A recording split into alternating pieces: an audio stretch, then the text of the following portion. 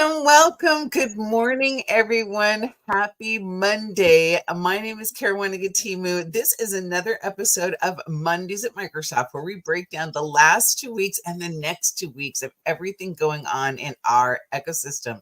I am so happy to be here, and I'm here with my good friend. Hello, I'm Heather Cook. Good morning, Karuana. Hi. Hello, I'm from the Principal Community Evangelist for our wonderful team, the Microsoft Customer Advocacy Group. So coming to you back home from Marina Del Rey in Los Angeles, because we were both running around. So Yes, we were. Oh my goodness. We were yeah. running around quite a bit, weren't we? Oh my goodness. Well, let's hop in. We always cover some big rocks and what's Yep. going on because goodness knows there are so much. And I really want to talk about something that happened with Microsoft Research AI for Science.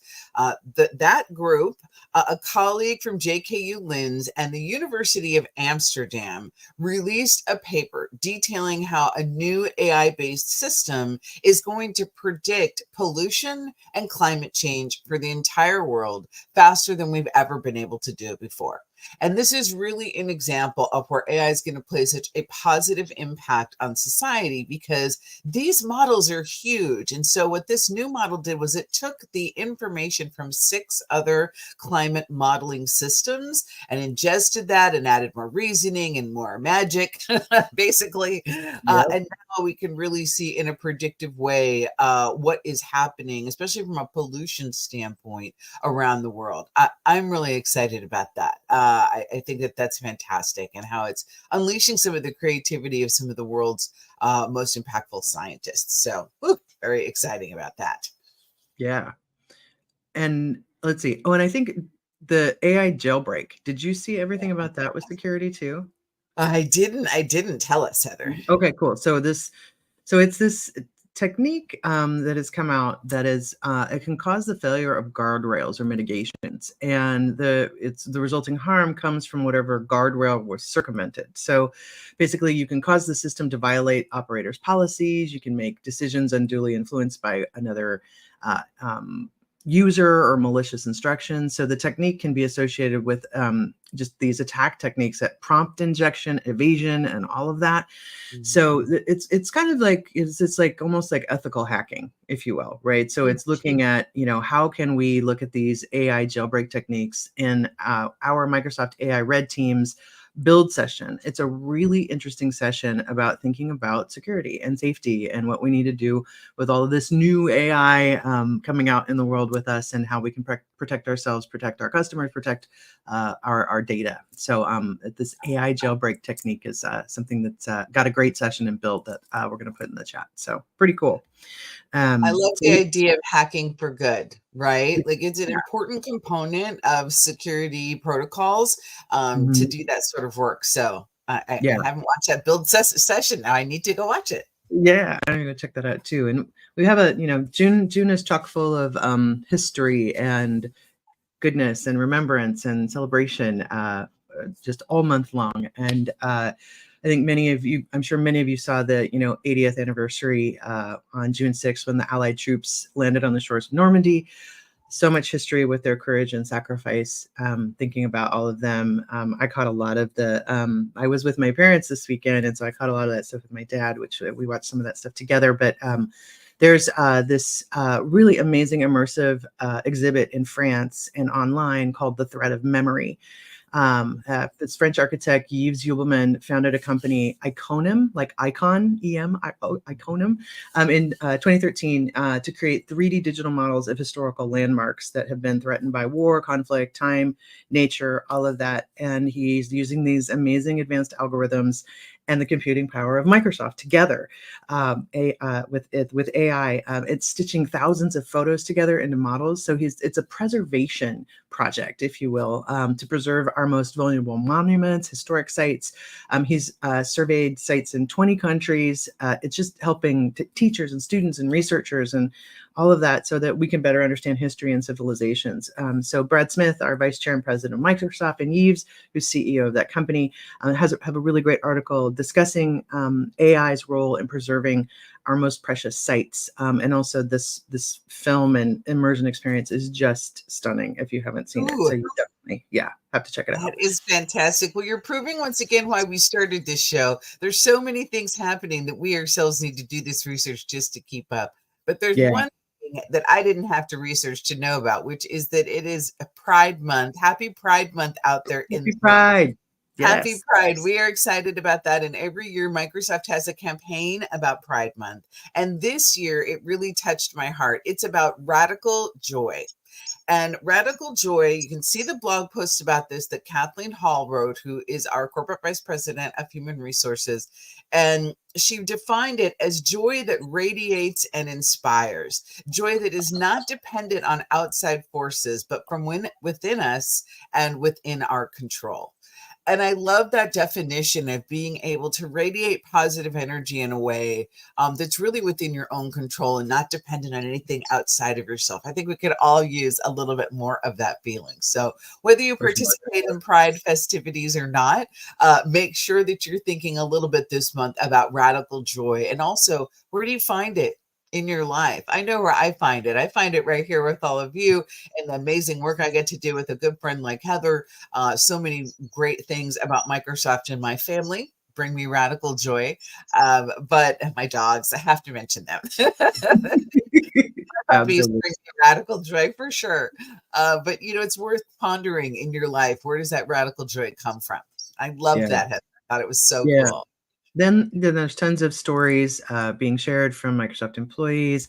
There's all kinds of like Teams backgrounds and all kinds of things that you can dip into if you like as well, that are connected to this campaign. It's super cool and just really a lot of great content there to check out for sure.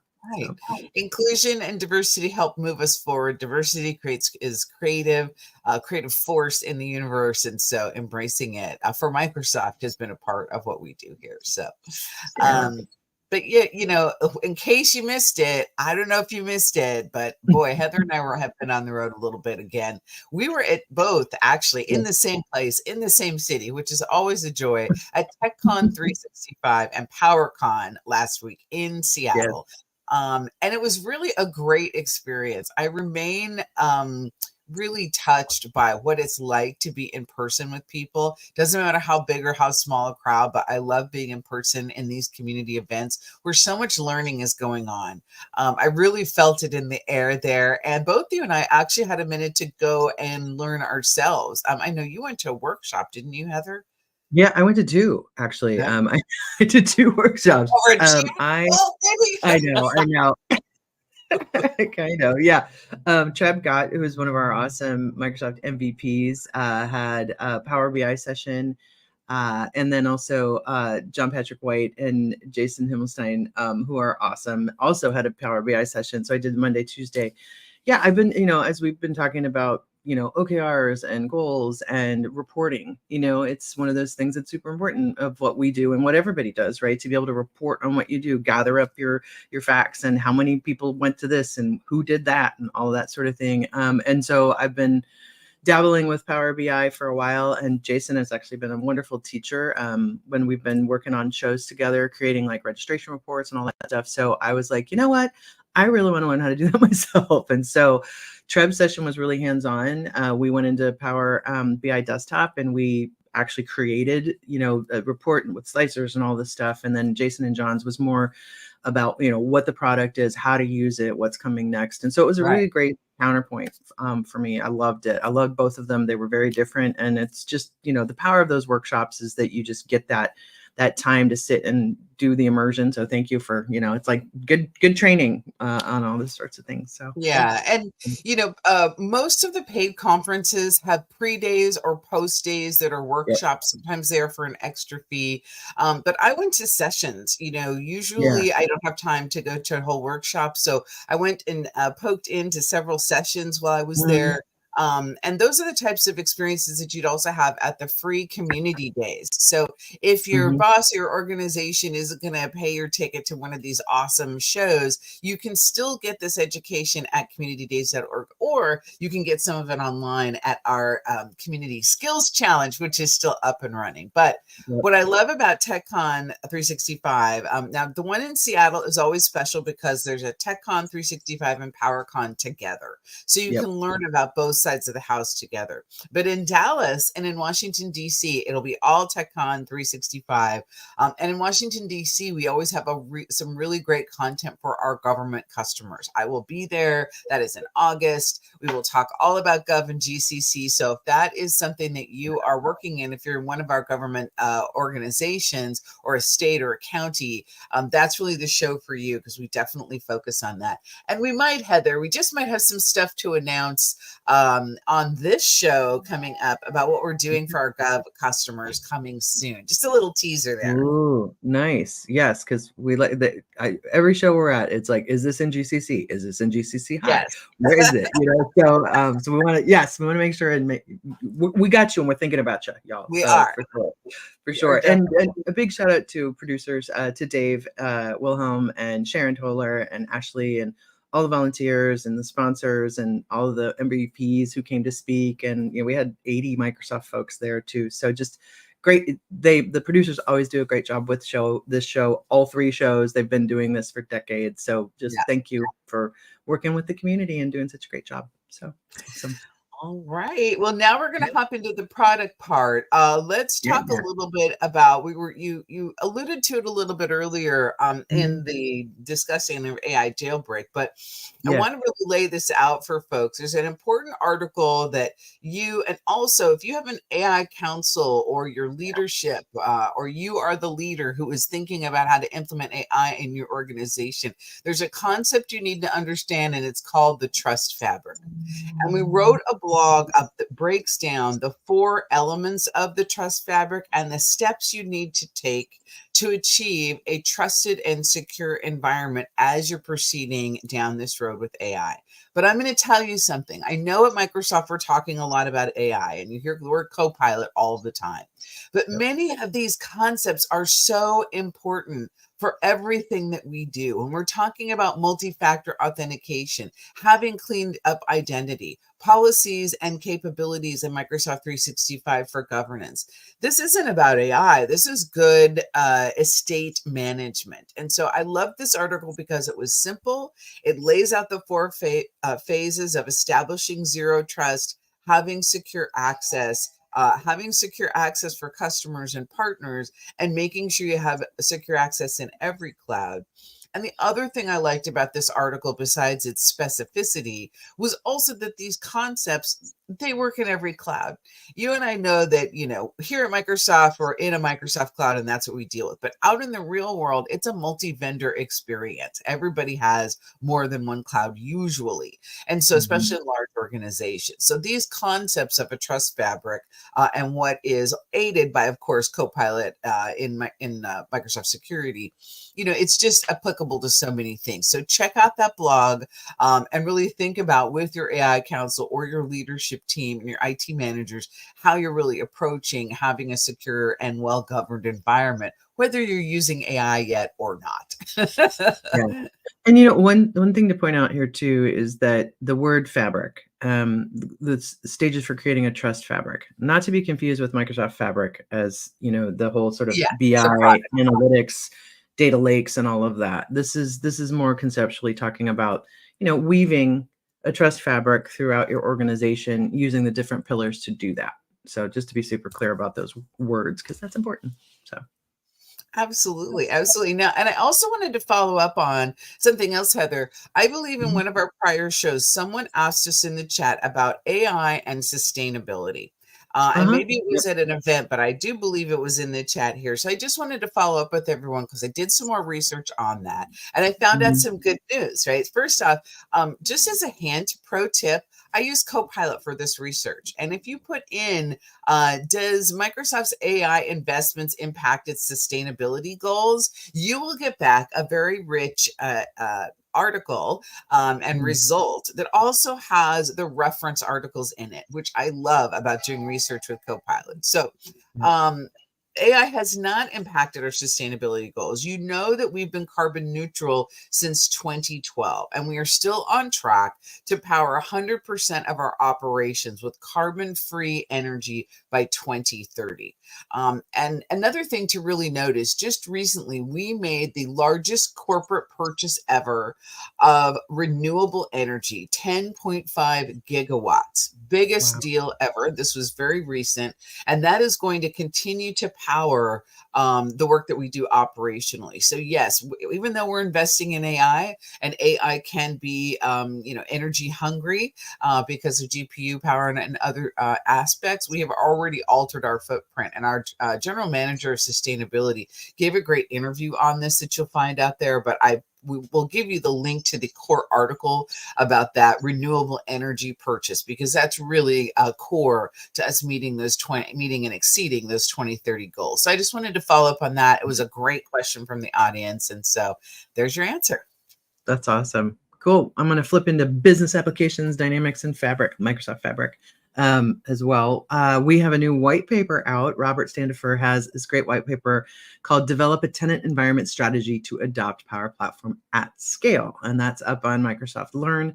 It's a pretty comprehensive guide to help organizations really get in there and look at how to manage and optimize your Power Platform environments.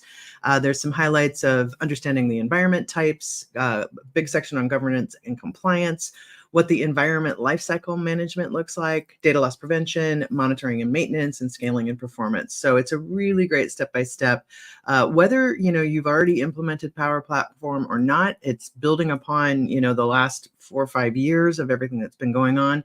And it's when white papers come out, they're important, right? And you can take different sections and you can look at them with your teams. You can do lunch and learns, all that sort of thing. So definitely check out that new white paper by Robert. It's pretty awesome. Let's see, May 2024 update for Power Automate Desktop has come out. It's version 2.44 that has been released, so you can get all the information about that release. A couple of cool things. We've got the Dataverse connector has now been introduced in preview. So it's now available in desktop flows in public preview, and makers can now use the Dataverse actions directly in those desktop flows. So that's going to be very cool, all coming out. And then about a week ago or so, the Power BI and Fabric team announced Copilot and Microsoft Fabric in the Power BI experience, generally available in the coming weeks. Well, it is out and ready to go. So the general availability is available right now for Copilot for the Power BI workload, rolling out into production. So all of those capabilities are available to customers who've got the P1 or higher, or the F64 higher for Fabric. So lots of cool stuff, that's sort of being announced at Build and everything. Things are rolling out, and you're going to hear us say GA or general availability a lot here coming out this summer for sure. The other one that's really cool is that you can now ask Copilot for data from your entire semantic model. So tell Copilot what you're looking for, and then Copilot will query your model to answer your question with a visual. That's pretty snappy and very exciting too. So that's also in public preview. So you can check that out. So a lot of stuff you can go, public previews, or you can go sign up, you can go check it out, you can download it and play with it before it gets into general release. So a lot of good stuff in that lane, in that area. Also, a couple of milestones in the Dynamics 365 area. Microsoft Dynamics 365 Contact Center, say that 5 times twice. Right. But it's a first contact center solution that gives generative AI to all customers in the engagement channels. So the general availability of this is coming on July 1st. It's a standalone contact center as a service. So it's CCaaS, I don't know how you say it. CCaaS, maybe? That sounds exciting. I don't know. Makes sense. Just go with that. I know, We'll go with I that. like it.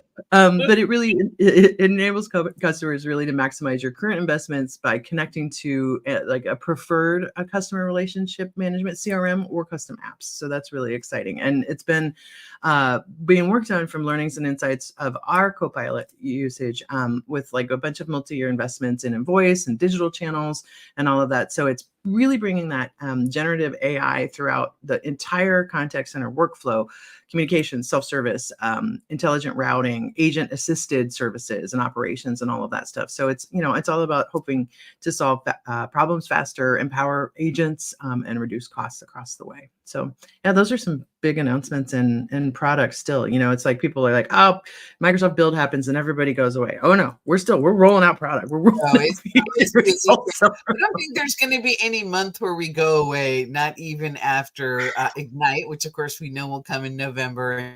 Yeah. And what have you. It's not that kind of year here at Yeah. Microsoft.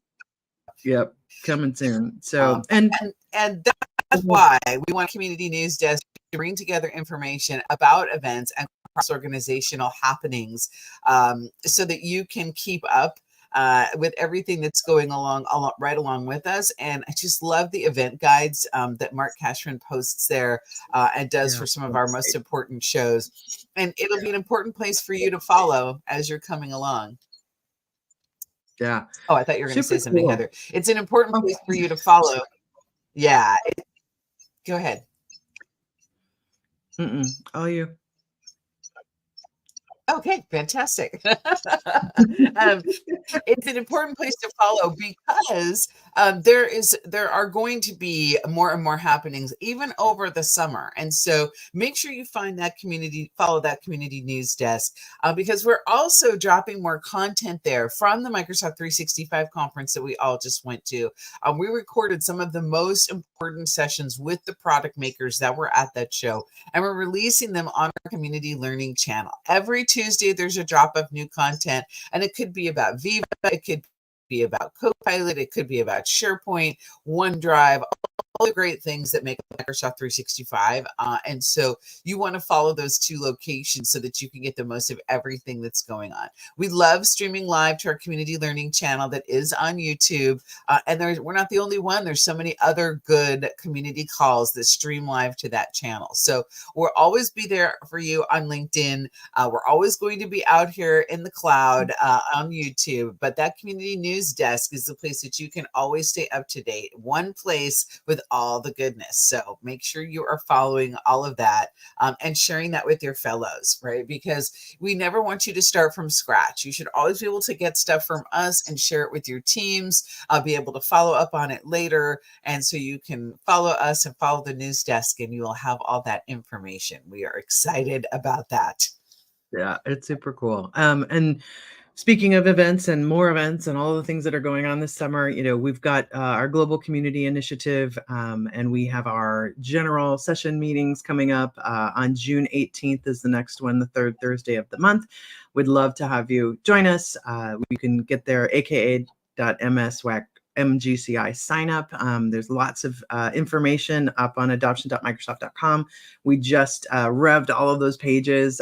So an exciting time for also 60 new regional leaders who have joined us. So a big thank you to all of them. Excited to get them going and working with each other and really working on the local event scene for each of the folks there. I know that there's a lot of people who are either maybe getting events maybe back going from coming out of COVID, the pandemic.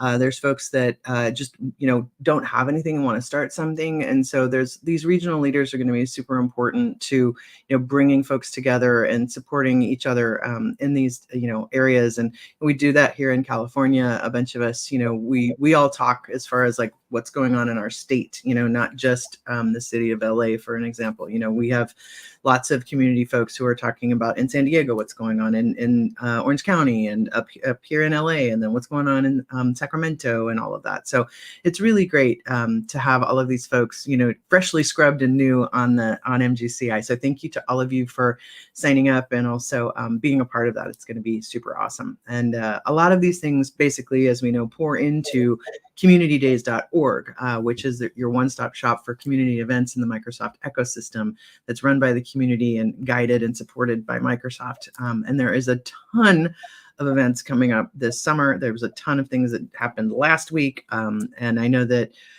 we're really excited just to continue to see the amount of events that are all over the world at any given time. We've got, Collab Days Netherlands happened last week in Utrecht, and then coming soon, we've got events in Norway, we've got France, we've got Malvern, PA, Madrid, Spain, Montreal, Quebec, Chicago, some virtual events, and in New York City. As you can see, we have a beautiful slide there that shows you all of the events coming in June. So you can check those out up on the communitydays.org site. And these are free events. So these are events that are free to attend and that could be in your local neighborhood. And there's a few virtual ones as well. So definitely check those out. And we also highlight the paid events, like TechCon, PowerCon. There was, a fee to go to that event. But as Caruana was saying, we were just at that one.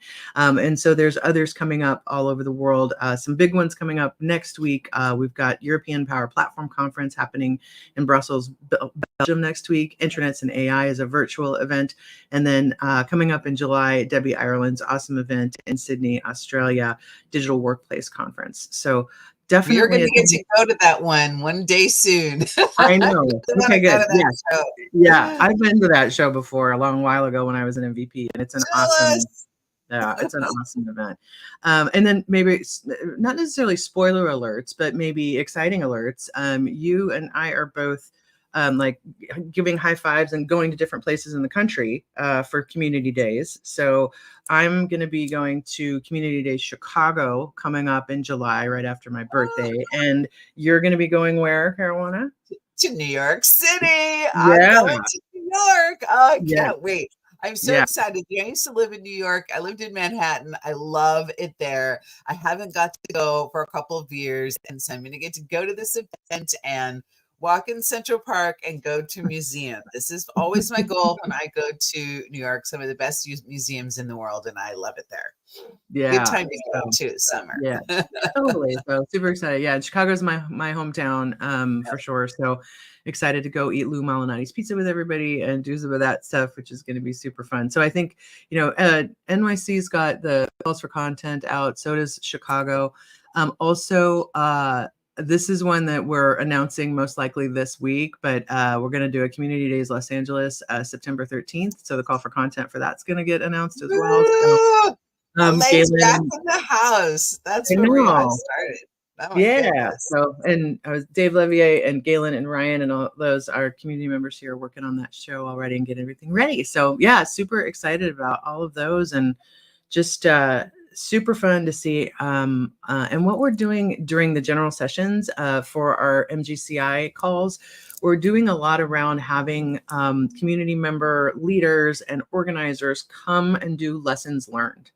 So we had Community Days Miami. We had Emily and Lauren on. I believe we're gonna have Rodolfo from CS. Oh, that's great. Yeah, LATAM. So there's usually some sort of, we try not to do too much product-y Microsoft stuff there. We want to keep it about the community, but like definitely having somebody on talking about their experiences and how they did it and, learning from others, right, on how they're doing this stuff. So super excited.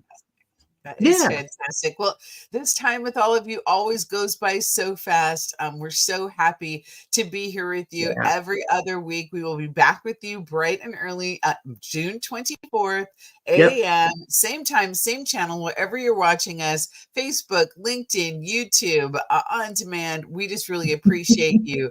Thank you so much. Caruana and Heather signing off from Mondays at Microsoft. Have an awesome week.